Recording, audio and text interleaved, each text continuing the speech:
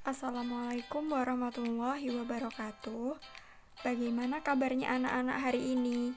Semoga semuanya dalam keadaan sehat ya. Perkenalkan, nama Ibu Aminatul Ahya. Anak-anak bisa memanggil Ibu dengan panggilan Ibu Ahya.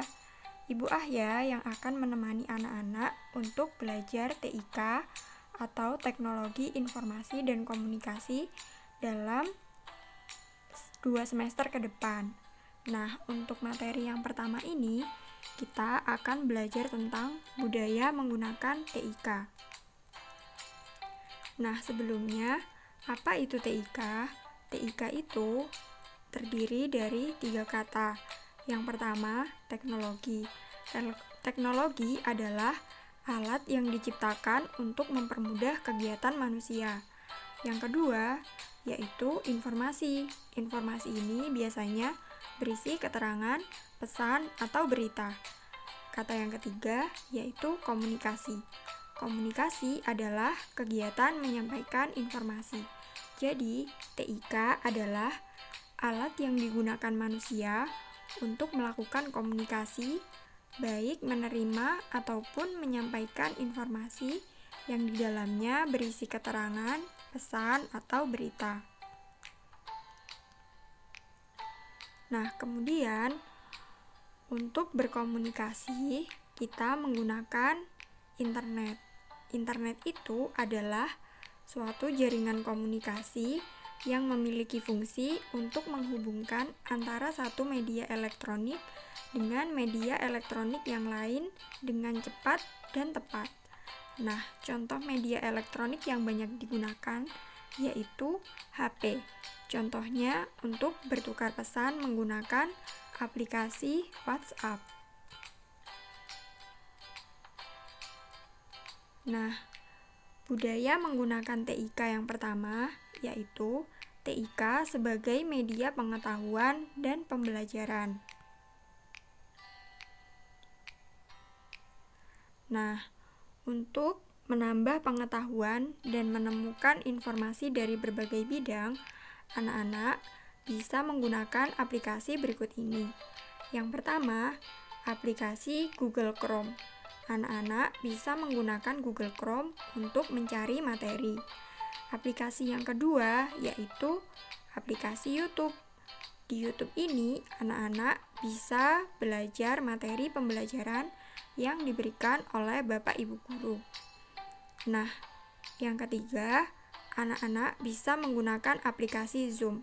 Aplikasi Zoom ini bisa digunakan untuk belajar dengan Bapak Ibu guru, atau jika anak-anak mengikuti les di luar sekolah, anak-anak juga bisa menggunakan aplikasi Zoom karena sekarang masih belum diperbolehkan untuk bertatap muka. Nah, budaya penggunaan TIK yang kedua yaitu TIK untuk pemetaan dan informasi alamat. Nah, untuk mengetahui informasi alamat, anak-anak bisa menggunakan aplikasi yang bernama GPS. GPS adalah alat yang dapat menunjukkan daerah atau tempat tujuan yang kita inginkan. Cara menggunakannya, yang pertama, harus terkoneksi dengan internet agar rute yang kita tuju akurat.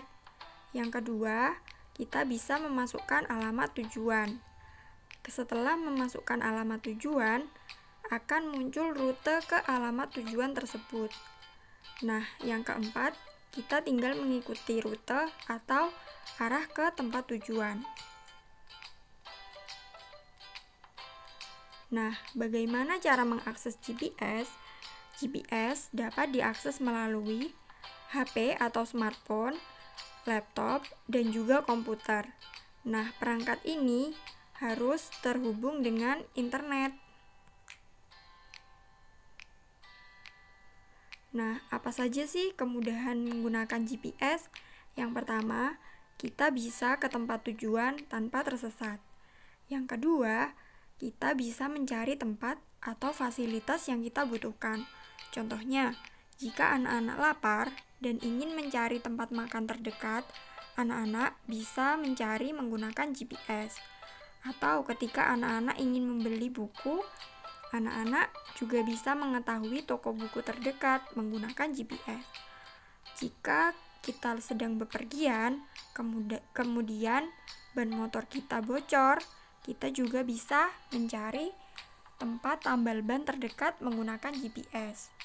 Nah, GPS juga dapat menunjukkan lokasi kita saat ini, juga arah yang akan kita tuju, dan juga tingkat kemacetan dari jalan yang akan kita lalui. Dan memanfaatkan GPS adalah salah satu budaya menggunakan internet yang baik. Budaya menggunakan internet yang baik ketiga yaitu TIK untuk belanja dan pembayaran. Karena saat ini masih dalam masa pandemi, usahakan anak-anak tidak ke tempat-tempat yang ramai, contohnya seperti ke mall. Jadi, anak-anak bisa memanfaatkan transaksi secara online. Nah, kemudahannya yaitu anak-anak tidak perlu datang ke toko. Anak-anak cukup mengakses aplikasi penjualan di smartphone, di laptop, ataupun di komputer yang anak-anak miliki.